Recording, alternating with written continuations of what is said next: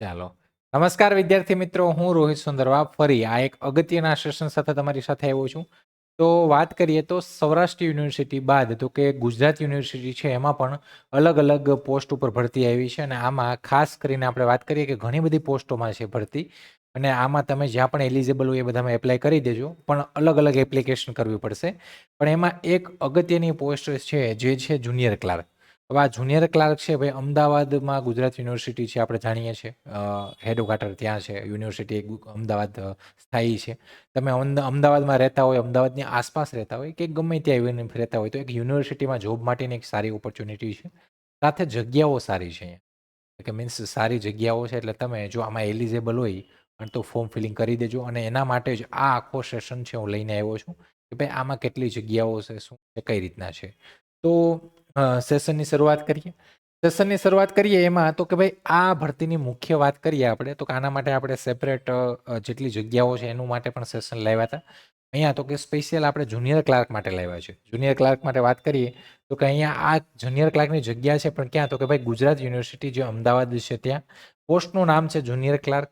જાહેરાત ક્રમાંક આ એડમિન 22 છે. હવે આ જાહેરાતમાં જગ્યાઓની સંખ્યાઓની વાત કરીએ તો કે 84 જગ્યા છે અહીંયા, એટલે કે સારી જગ્યાઓ કહેવાય. જેમાં બિન અનામત એટલે કે જનરલ કેટેગરીની 39 જગ્યાઓ છે, જેમાં મહિલા માટે તો કે 13 જગ્યાઓ છે. આમાં એસસીબીસીની 20 જગ્યાઓ છે, જેમાં મહિલા માટે તો કે 6 જગ્યાઓ છે. એસટી માટે તો કે 11 જગ્યાઓ, એમાં મહિલા માટે 3 જગ્યા. ઈડબ્લ્યુએસમાં 8 જગ્યા, જેમાં મહિલાઓની 2 જગ્યા. એસસીની તો કે 6 જગ્યા, જેમાં મહિલા માટે 2 જગ્યા, એટલે કે ઓલ ઓવર 84 જગ્યાઓ છે. હવે આમાં વાત કરીએ તો કે ભાઈ આમાં અગત્યની તારીખ, સાહેબ હવે મારે આમાં ફોર્મ ભરવું છે તો ઓનલાઈન અરજી શરૂ થવાની તારીખ એટલે કે 29/12 તમે 13/1/2026 સાંજના 5 વાગ્યા સુધી ફોર્મ ફિલિંગ કરી શકશો. અરજી કરવાની રીત તો કે આ ફક્ત ઓનલાઈન જ થશે. એ જે યુનિવર્સિટીની વેબસાઇટ છે એની ઉપર જઈ તમારે ઓનલાઈન ફોર્મ ફિલિંગ કરવું પડશે. અને નોંધ કે આ ભરતી માટે કોઈ હાર્ડ કોપી મોકલવાની જરૂર નથી, એટલે કે કોઈ હાર્ડ કોપી ડોક્યુમેન્ટ એ આપણે મોકલવાની જરૂર નહીં પડે. તમારે ઓનલાઈન જ ફોર્મ ફિલિંગમાં બધી ડિટેલ ફિલઅપ કરવાની છે. આગળ વાત કરીએ પગાર ધોરણ તો ભાઈ અહીંયા ક્લર્ક લેવલની પોસ્ટ છે તો ક્લર્ક લેવલમાં આપણે જાણીએ છીએ કે ગુજરાતમાં તમે તો કે પ્રથમ 5 વર્ષ ફિક્સેશન રહેશે અને આ 5 વર્ષ સુધી તમારો 26,000 પગાર રહેશે દર મહિને. એના પછી તો કે એના પછી તમે ફૂલ પગારમાં આવો એટલે 5 વર્ષ પછી તમારું 19,900 થી 63,200 નું જે પે સ્કેલ છે એ લાગે. 19,900 આમાં પછી તમારો સાહેબ આ તો ઓછો થઈ ગયો, આનો ઓછો ન હોય પણ આમાં તમારું એચઆરએ, ટીએ, ડીએ, ટ્રાવેલ એલાઉન્સ બધું એચઆરએ, ડીએ છે એ બધું એડ થાય. એડ થઈને તમે ફૂલ પેમાં આજથી 5 વર્ષ પછી તો 8મો પગાર પછી હશે, એટલે તમે ઇમેજિન કરી શકો કેટલો સેલેરી હોય. પણ એક સારી પરમેનન્ટ જોબ છે, ગવર્મેન્ટ જોબ છે. લાયકાત અને અન્ય શરતો તો કે ભાઈ તમે ગ્રેજ્યુએશન કરેલું હોય એટલે કે તમે કોઈ પણ ફિલ્ડમાં સ્નાતક અથવા એને સમકક્ષ એટલે કે તમે સ્નાતક અથવા એને સમકક્ષ કોઈ પણ ડિગ્રી કરેલી હોય તો તમે અહીંયા એપ્લાય કરી શકો. બીજું ભાષાનું જ્ઞાન તો ભાષાના જ્ઞાનમાં ગુજરાતી, હિન્દી અને અંગ્રેજી ભાષાનું પૂરતું જ્ઞાન હોવું જોઈએ. કોમ્પ્યુટર સર્ટિફિકેટ તો કે સીસીસી અથવા સીસીસી પ્લસ પરીક્ષા પાસ કરેલી હોવી જોઈએ. અને ભવિષ્યમાં તો કે ભાઈ હવે તમે ઇન કેસ જોબ ઉપર લાગી જાવ તો અમુક ટાઈમ લાઈનમાં તમારી પાસે કોમ્પ્યુટર સર્ટિફિકેટ ના હોય તો એ પાસ કરી લેવાની. પ્રોબેશન પીરિયડ છે એમાં પણ તમે કરી શકો. વય મર્યાદા છે સાહેબ, હવે વય મર્યાદા ચોક્કસ તો કે સરકારના નિયમો મુજબ છૂટછાટ મળવાપાત્ર છે. તો છૂટછાટ તમને ખબર છે ઓબીસીમાં એટલી, એસસી એસટીમાં 5 વર્ષ, ઓબીસીમાં 3 વર્ષ, જનરલમાં તો કે ભાઈ નોર્મલ યર. પણ અહીંયા તો કે અહીંયા કોઈ ચોક્કસ એડવર્ટાઇઝમેન્ટ છે એમાં કોઈ વય મર્યાદા નથી આપી. નોર્મલી 33 કે 35 વર્ષ હશે જનરલ કેટેગરીને એની ઉપલી વય મર્યાદામાં તો કે છૂટછાટ. તો અહીંયા એપ્લાય કરીને તમે જરા જોઈ લેજો. વેબસાઇટ ઉપર બી મે બી આની વય મર્યાદા હશે તો એ જ હશે 33 થી 35 વર્ષ મેક્સિમમ. અરજી ફી જે છે પ્રોસેસિંગ ફી તો કે જે તમે જનરલ કેટેગરીમાં હોય તો તમારે 750 રૂપિયા ફીસ ભરવાની આવશે અને તમે અનામત કેટેગરી જેમ કે એસસી, એસટી, એસસીબીસી, ઈડબ્લ્યુએસ તો 500 રૂપિયા પે કરવાના આવશે. દિવ્યાંગ ઉમેદવારો જે પણ છે એને કોઈ પણ ફી ભરવાની નથી અને આ જે ફી છે ઓનલી તો ઓનલી ઓનલાઈન જ પેમેન્ટ થશે. તમે Google pay, phone pay, debit card, credit card એના દ્વારા પેમેન્ટ કરી શકો અને આ નોન રિફંડેબલ છે કે ફરી તમને પરત મળશે નહીં. તો આ છે.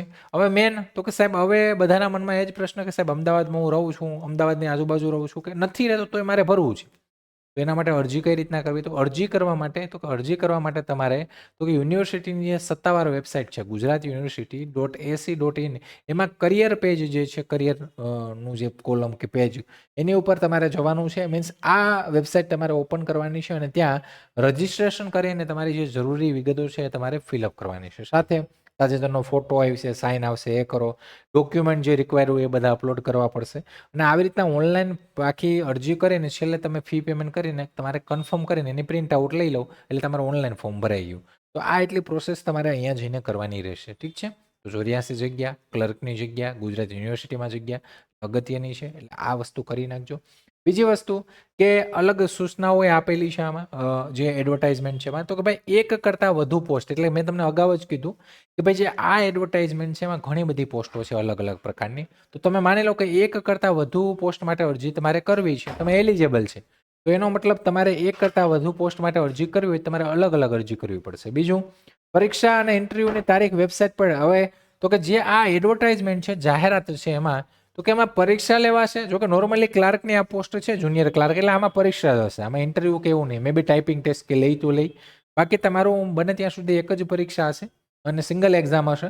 અને ઇન્ટરવ્યુ તો આમાં જો કે જે પોસ્ટોમાં ઇન્ટરવ્યુ લાગતું વળગતું હોય એની વાત છે. તો એવું લાગતું નથી કે આમાં ઇન્ટરવ્યુ આવે ક્લાર્કમાં. એટલે તમારી એક્ઝામ છે, એનો સિલેબસ શું છે એનું, તો કે એનું આ લોકોએ એમ કીધું છે કે ભાઈ હવે પછી અમે વેબસાઇટ ઉપર, અમારી વેબસાઇટ ઉપર એનો ડિટેલ સિલેબસ અને કઈ રીતના પેટર્ન છે બધું અમે જાહેર કરશું. આ એડવર્ટાઇઝમેન્ટમાં કઈ વસ્તુ આપી નથી. બીજું, કોઈ પણ વિસંગતતા અથવા ખોટી માહિતી તો આ તો છે જ કે ભાઈ તમે ફોર્મ ફિલિંગ કરો એ અને તમારા એકચ્યુઅલ જે ડોક્યુમેન્ટ છે એમાં કંઈ ભૂલ કે કંઈ પણ પ્રોબ્લેમ હોય તો આ લોકો ઉમેદવારી રદ કરી શકે. સાથે તો કે હેલ્પલાઇન માટે, તો કે હેલ્પલાઇન માટે આ લોકોએ ઈમેલ આઈડી આપી છે,